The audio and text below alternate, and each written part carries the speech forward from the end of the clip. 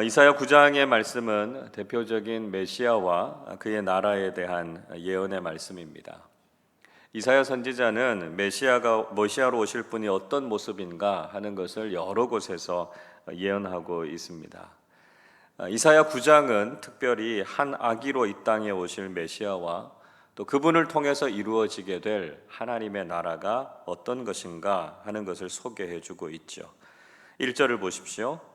전에 고통받던 자들에게는 흑암이 없으리로다. 옛적에는 여호와께서 스불론 땅과 납달리 땅이 멸시를 당하게 하셨더니 후에는 해변길과 요단 저쪽 이방의 갈릴리를 영화롭게 하셨느니라 말씀하고 있습니다. 이사야 선지자는 전에 고통받던 자들에게는 흑암이 없을 것이다 선포하고 있습니다. 그들이 바로 상대적으로 소외된 지역이었던 갈릴리에 살던 사람들이었습니다. 여호수아가 가나안 땅을 다 점령하고 기업을 분배할 때 스불론 지파와 납달리 지파는 갈릴리 호수의 서쪽 지역을 분배받았습니다. 그러니까 우리가 흔히 갈릴리 지역 이렇게 부르는 곳이죠. 이 지역은 예루살렘을 포함하고 있는 유대 지역에 비해서 상대적으로 소외되고 낙후된 지역이었습니다. 그런데 이제 그 땅을 하나님께서 영화롭게 하시겠다 이렇게 말씀하고 있습니다. 또 흑암과 사망에 거하던 백성들에게 빛이 비칠 것이다 예언하고 있지요. 2절 보십시오. 흑암에 행하던 백성이 큰 빛을 보고 사망의 그늘진 땅에 거주하던 자에게 빛이 비치도다 말씀하고 있습니다. 원래는 그 땅에 흑암과 사망이 가득했는데 이제 빛과 생명으로 충만하게 될 것이다 이렇게 말씀하고 있죠. 즉 메시아가 오셔서 그들에게 새로운 소망을 주시겠다라고 하는 예언의 말씀입니다. 마태복음에서는 그 메시아가 바로 예수 그리스도이심을 분명히 보여주고 있죠. 마태복음 4장 15절 16절이 이렇게 말씀합니다. 스불론 땅과 납달리 땅과 요단강 저편 해변길과 이방의 갈릴리여 흑암에 앉은 백성이 큰 빛을 보았고 사망의 땅과 그늘에 앉은 자들에게 빛이 비추었도다 하였느니라 말씀하고 있습니다. 이사야의 예언은 갈릴리 나사렛 출신으로 이 땅에 오셔서 빛과 소망이 되신 예수 그리스도를 통해서 성취되었다는 것이죠. 그리고 그 예수님께서 오셔서 하나님 나라를 선포하셨습니다. 마태복음 4장 17절은 이렇게 말씀합니다. 이때부터 예수께서 비로소 전파하여 이르시되 회개하라 천국이 가까이 왔느니라 하시더라 말씀합니다. 이사야의 예언을 성취하신 예수님께서 천국 하나님 나라에 대해서 선포하신 것이죠. 오늘 말씀에서도 메시아가 가지고 올 하나님 나라의 비전에 대해서 소개해 주고 있습니다. 3절 말씀 우리 함께 같이 읽어보겠습니다. 주께서 이 나라를 창성하게 하시며 그 즐거움을 더하게 하셨으므로 추수하는 즐거움과 탈취물을 나눌 때의 즐거움같이 그들이 주 앞에서 즐거워하오니. 창성하게 하시며 이런 히브리어 단어 히르비타라고 하는 단어인데요. 수적인, 양적인 증가를 이야기하고 있습니다. 더하게 하셨으므로 하는 히브리어 단어도 히그달르타라고 하는 단어인데요. 역시 수적인 증가를 이야기하고 있습니다. 즉 메시아의 나라는 외형적으로도 창대하고 즐거움이 가득한 나라가 될 것이다 말씀하고 있죠.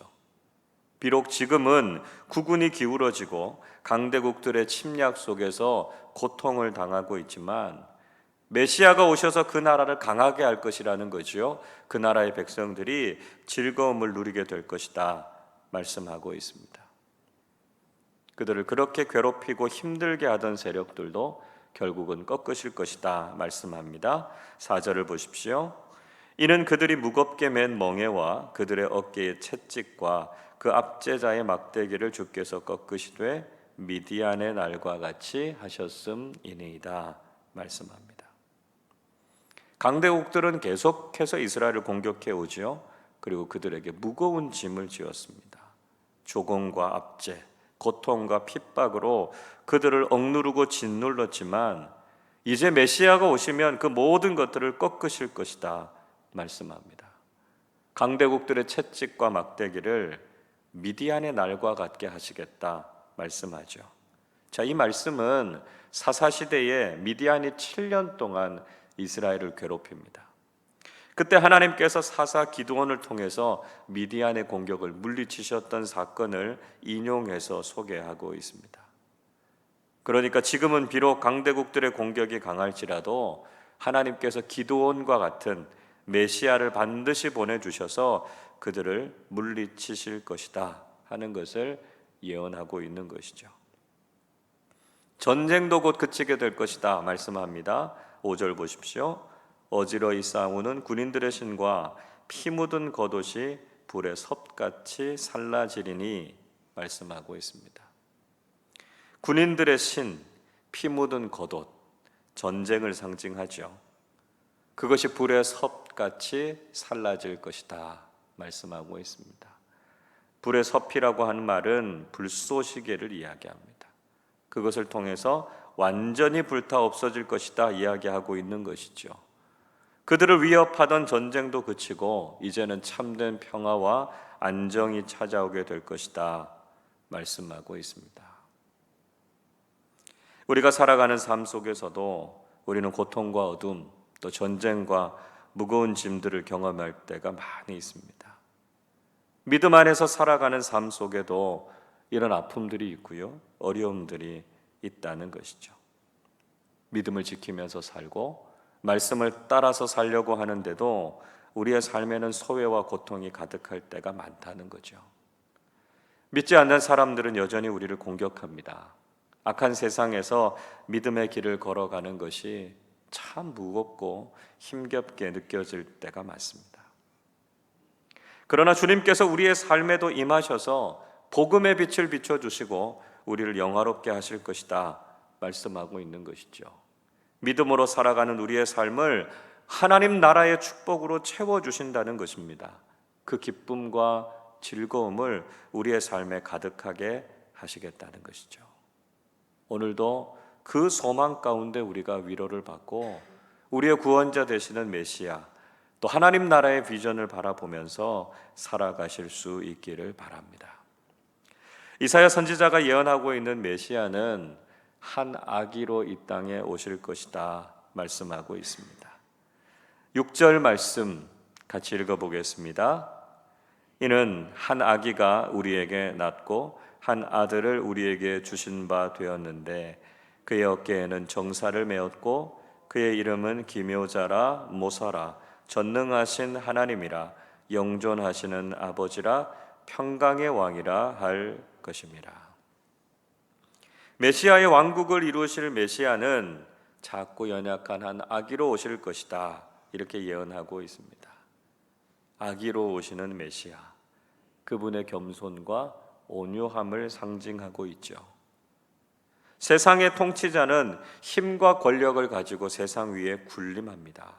그러나 우리의 메시아는 겸손과 온유의 왕으로 오셔서 우리를 다스리신다고 말씀하고 있습니다. 그분의 사랑과 공의로 우리를 다스리셔서 백성들에게 두려움이 아니라 평강과 위로를 주시는 분이 바로 그 메시아이시다 하는 것을 말씀하고 있죠. 그러나 동시에 그분은 결코 연약하신 분이 아니시라는 것입니다. 그 어깨에 정사를 메었다 이야기하고 있죠. 정사라고 하는 히브리어 단어 함미스라라고 하는 말은 통치권이라는 이야기입니다. 주권과 권세를 뜻하죠. 메시아가 비록 어린 아기의 모습으로 오셨지만 그분은 온 세상을 다스리시는 통치자이시고 왕으로 이 땅에 오셨다라고 하는 것을 보여주고 있습니다. 이사야 선지자는 메시아의 모습을 네 가지로 묘사해주고 있습니다. 먼저 기묘자와 모사다 이렇게 부르고 있죠. 오늘 한글 성경에는 두 가지처럼 표현되어져 있지만 원문에는 모사의 기묘자, Wonder of a Counselor 이렇게 표현하고 있습니다. 그러니까 그분은 인간의 지혜를 뛰어넘어서 하나님의 구원을 이루실 지혜자이시다 하는 것을 말씀하죠. 둘째는 전능하신 하나님이시다 이렇게 부르고 있습니다. 메시아는 완전한 신성, 100% 하나님이시다 하는 것을 말씀하고 있죠. 그래서 우리는 메시아로 오신 예수 그리스도가 단지 뛰어난 인간이나 위대한 성인이 아니라 그분이 바로 하나님이시다라고 하는 것을 고백해야 한다는 것이죠. 셋째는 영존하시는 아버지다 이렇게 부르고 있습니다. 메시아로 오시는 예수님은 영원하신 하나님과 동일하신 분이시라는 것이죠. 그래서 예수님께서 요한복음 10장 30절에서 나와 아버지는 하나이니라 말씀하고 있습니다. 예수님은 본성상 성부 하나님과 동일하신 삼위일체 하나님이시라는 것이죠. 넷째로 평강의 왕 이렇게 부르고 있습니다. 메시아로 오신 예수님은 이 땅과 우리의 삶에 완전한 평화를 가지고 오시는 분이시라는 거죠.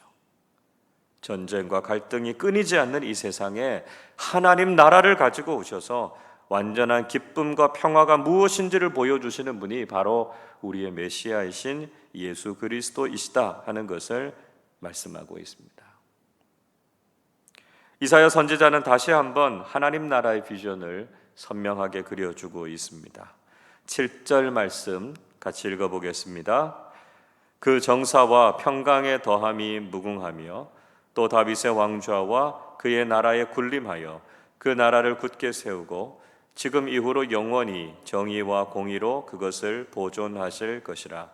만군의 여호와의 열심히 이를 이루시리라. 메시아의 나라가 가지는 통치와 평강이 영원할 것이다 선포하고 있습니다. 그 메시아의 나라는 다윗의 왕조를 회복하는 것이다 하는 것을 말씀하고 있죠. 이스라엘 사람들은 과거에 다윗의 왕국이 누렸던 그 영광을 다시 재현하기를 소망하고 있었습니다. 그래서 이사야 선지자는 메시아가 오시면 그 다윗의 왕국을 재건할 것이다 하는 것을 예언했습니다. 물론 그것은 인간적이고 정치적인 다윗의 왕국을 말하는 것은 아니죠. 그들이 그토록 기다리던 이상적인 나라, 하나님의 통치가 이루어지는 하나님 나라가 이루어지게 될 것이다라고 하는 소망을 불어넣어 주고 있는 것입니다. 그 나라는 영원할 것이고 하나님의 열심, 즉 하나님의 열정이 이 일을 반드시 이루실 것이다 하는 것을 약속하고 있습니다. 여러분, 우리도 믿음의 눈을 열고 하나님 나라 보기를 소망하면서 사실 수 있기를 바랍니다.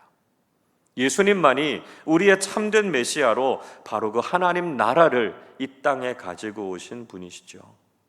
예수님을 내 마음의 주인으로 모시고 살면 내 마음이 하나님 나라가 됩니다. 그래서 주님께서 주시는 평강과 위로가 내 마음속에 가득해지는 것을 경험하게 되죠. 우리의 가정, 교회, 나라가 예수님을 왕으로 모시면 우리의 모든 공동체가 하나님 나라가 된다는 것입니다. 하나님께서 다스리시는 가장 이상적이고 완전한 하나님 나라를 경험하게 되는 것이죠. 오늘도 우리의 삶과 모든 공동체가 예수님을 메시아로 참된 왕으로 모시고 하나님 나라의 기쁨과 축복을 누리며 살아가는 우리 모두의 삶이 되시기를 주님의 이름으로 축원합니다. 기도하겠습니다. 하나님 아버지 감사드립니다. 우리를 구원하시기 위해서 메시아를 보내주시고 어둠과 고통 속에 있던 저희들에게 하나님 나라의 기쁨과 소망을 허락해 주셔서 감사드립니다. 이제 우리의 삶에 어둠과 전쟁이 사라지게 하시고 하나님의 빛이 가득하게 해 주시옵소서. 오직 예수 그리스도를 통해서만 그 은혜가 임할 것을 믿고 예수님을 우리의 구원자요 주인으로 모시고 살아가게 해 주옵소서. 오늘도 우리의 삶과 가정 모든 공동체를 주님께서 다스려 주셔서 하나님 나라의 축복을 경험하게 해 주옵소서. 여전히 어둠과 전쟁 가운데 있는 이 땅을 긍휼히 여겨 주시고 예수 그리스도의 복음으로 온 땅에 참된 평화와 위로가 임하게 하시며 이 일을 위해서 이 새벽에도 기도하는 우리 모두 되게 하여 주옵소서. 감사드리며 우리 주님 예수 그리스도의 이름으로 기도하옵나이다. 아멘.